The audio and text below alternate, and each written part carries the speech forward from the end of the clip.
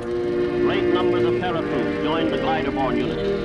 Day after day and night after night, the Air Forces went out. The signal is given that the paratroops pour out of the planes as fast as they can.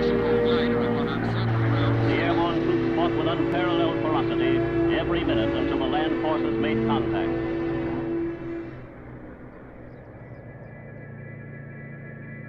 The Royal Enfield Flying Flea is the most fantastic story. Imagine these motorcycles that could be parachuted behind enemy lines. Nothing else had happened like that before, and it's something that's now ingrained in both motorcycling and airborne forces history. This is such a different story that hasn't been told before. This little lightweight motorcycle that was used to be parachuted from the aircraft to help support the troops, both in frontline combat and also in moving messages around the battlefield. The availability of a portable, lightweight motorbike was militarily important. And the fact that although they weren't going tremendously fast, they were quite fast enough for army purposes. So very early on, the idea was to actually issue bicycles to these paratroopers. They would jump with a bicycle attached to them, when on the ground, unfold the bicycle and cycle into the target area.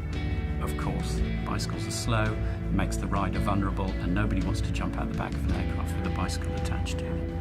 Industry needed to step up to the mark, and that's where companies such as Royal Enfield really filled the void. The existence of this machine meant that commanders could keep in touch with each other. It was quite good at operating under enemy fire and in difficult geographical circumstances. Because the Flea was so lightweight and could work so well in all terrains, they were able to get through where perhaps heavier vehicles wouldn't. It was used as infantry transport, so there were many bikes deployed being used by dispatch riders, but it was the Flea that was deemed to be suitable for transporting men into the fight.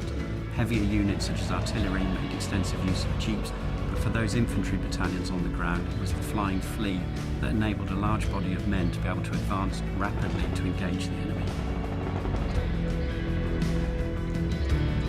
The Flying Flea was most definitely the most famous Royal Enfield during the war. Even outside of Royal Enfield, it's got such a fantastic story behind it.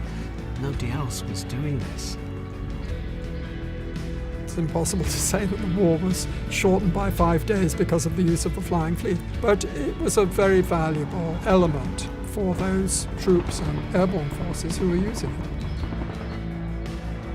I think many people are unaware of the story and potentially even unaware of the bigger story of Operation Market Garden and the Arnhem story in general. So it's an important story to tell.